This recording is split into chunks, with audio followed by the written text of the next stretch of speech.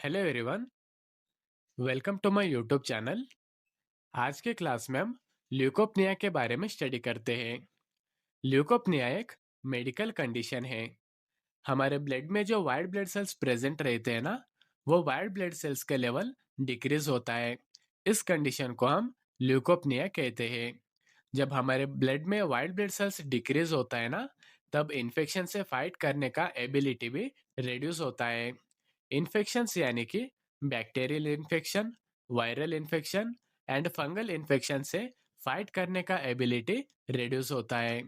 And normal WBC का count देखा गया तो 4000 से 11000 ऑफ सेल डब्ल्यूबीसी के हमारे ब्लड में प्रेजेंट रहते हैं। एंड ल्यूकोपनिया में देखा गया तो लेस देन 400 सेल्स डब्ल्यूबीसी के हमारे ब्लड में प्रेजेंट रहता है।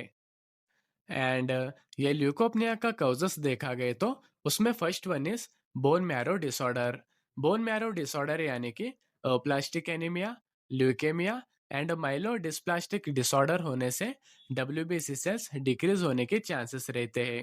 एंड इन्फेक्शन होने से भी डब्ल्यूबीसी सेल्स डिक्रीज होने के चांसेस रहते हैं।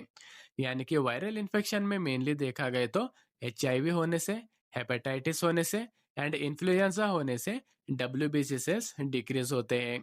एंड सीवियर बैक्टीरियल इन्फेक्शन में भी डब्ल्यूबीसी सेल्स डिक्रीज होने के चांसेस रहते हैं।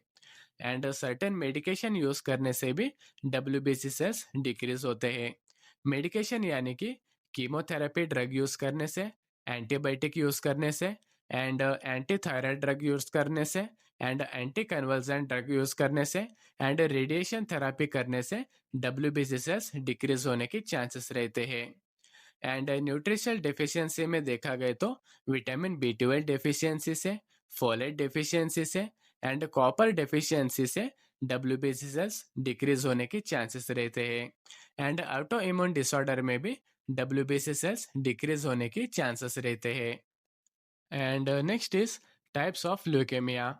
यानी कि ल्यूकेमिया का टाइप्स देखा गया तो उसमें फर्स्ट वन इज न्यूट्रोपनिया। यानी कि हमारे वाइट ब्लड सेल में न्यूट्रोफिल्स प्रेजेंट रहते हैं ना, वो न्यूट्रोफिल्स डिक्रीज होते हैं। उस कंडीशन को हम न्यूट्रोपनिया कहते हैं। And second one is lymphocytopenia. यानी कि हमारे वाइट ब्लड सेल में लिम्फोसाइट्स प्रेजेंट रहते हैं ना, वो लिम्फोसाइट्स डिक्रीज होते हैं। उस कंडीशन को हम लिम्फोसाइटोपनिया कहते हैं। And third one is monocytopenia. यानी कि हमारे वाइट ब्लड सेल में मोनोसाइट्स प्रेजेंट रहते हैं ना, वो मोनोसाइट्स डिक्रीज होते हैं। उस कंडीशन को हम मोनोसाइटोपनिया कहते हैं। And fourth one is eosinopenia. यानी कि हमारे वाइट ब्लड सेल में इसिनोफिल्स प्रेजेंट रहते हैं ना, वो इसिनोफिल्स डिक्रीज होते हैं। उस कंडीशन को हम इसिनोपनिया कहते हैं। And fifth one is basopenia. यानी कि हमारे वाइट ब्लड सेल में बैसोफिल्स प्रेजेंट रहते हैं ना, वो बैसोफिल्स डिक्रीज होते हैं। उस कंडीशन को हम बैसोपनिया कहते हैं। एंड ये ल्यूकोपनिया का साइन एंड सिम्टम्स देखा गया तो फीवर होता है, चिल्स होते हैं एंड सोर थ्रोट होते हैं एंड माउथ अल्सर होते हैं एंड कफ होता है एंड शॉर्टनेस ऑफ ब्रीथ होता है एंड स्किन इन्फेक्शन होता है एंड रिकरेंट इन्फेक्शन होता है। रिकरेंट इन्फेक्शन यानी कि बार बार इन्फेक्शन होता है एंड वीकनेस होता है एंड फैटिक होता है and burning and painful urination होता है। एंड ये ल्यूकोपनिया का पैथोफिजियोलॉजी देखा गया तो bone marrow disorder and other causes से बोन मैरो में डब्ल्यूबीसी के प्रोडक्शन डिक्रीज होता है। जब बोन मैरो में डब्ल्यूबीसी सेल का प्रोडक्शन डिक्रीज होता है ना, तब ब्लड में भी डब्ल्यूबीसी सेल्स रिड्यूस होते हैं। जब ब्लड में डब्ल्यूबीसी सेल्स डिक्रीज होते हैं ना, तब टोटल ब्लड काउंट भी डिक्रीज होता है। जब टोटल ब्लड काउंट डिक्रीज होता है ना, तब इम्यूनिटी प्रॉपर फंक्शन नहीं करता है। ये इम्यूनिटी प्रॉपर फंक्शन नहीं करने से इन्फेक्शन इंक्रीज होता है। जब सीवियर इन्फेक्शन होता है ना, तब क्लिनिकल सिम्टम्स शो होते हैं। क्लिनिकल सिम्टम यानी कि fever, chills, sore throat, mouth ulcer, cough and shortness of breath, skin infection, recurrent infection and weakness and fatigue and painful urination symptoms show होते हैं। एंड ल्यूकोपनिया का डायग्नोस्टिक टेस्ट देखा गया तो कंप्लीट ब्लड काउंट करने से ल्यूकोपनिया को फाइंड आउट किया जा सकता है।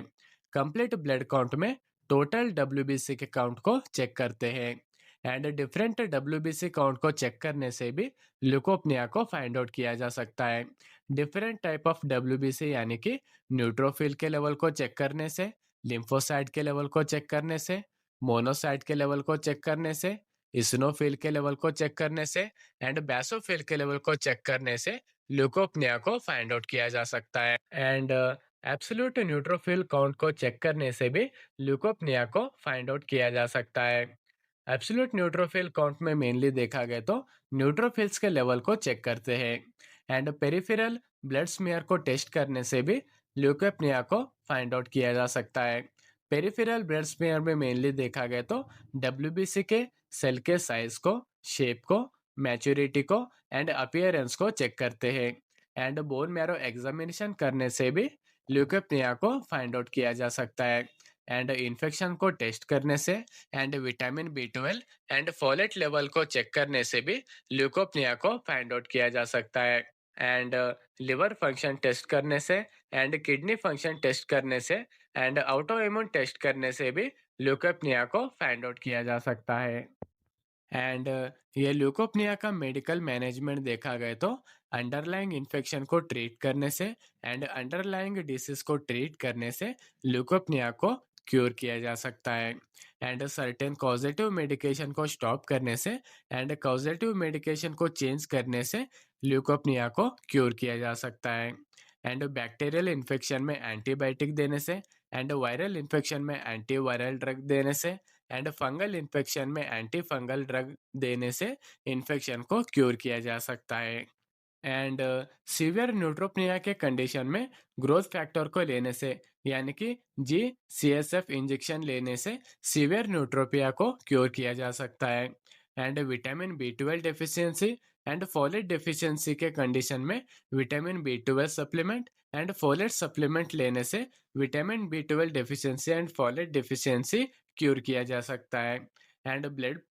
एंड ब्लड ट्रांसफ्यूजन करने से और प्लेटलेट ट्रांसफ्यूजन करने से ल्यूकेमिया को क्योर किया जा सकता है and chemotherapy and radiation treatment को एडजस्टमेंट करने से ल्यूकोपनिया को क्योर किया जा सकता है एंड ये ल्यूकोपनिया का कॉम्प्लिकेशंस देखा गया तो रिकरेंट इन्फेक्शन होने के चांसेस रहता है and severe bacterial infection and fungal infection होने के चांसेस रहता है एंड सेप्सिस होने के चांसेस रहता है एंड सेप्टिक शॉक होने के चांसेस रहता है एंड डिले वुंड हीलिंग होने के चांसेस रहता है एंड सीवियर केस में डेथ भी होने के चांसेस रहता है।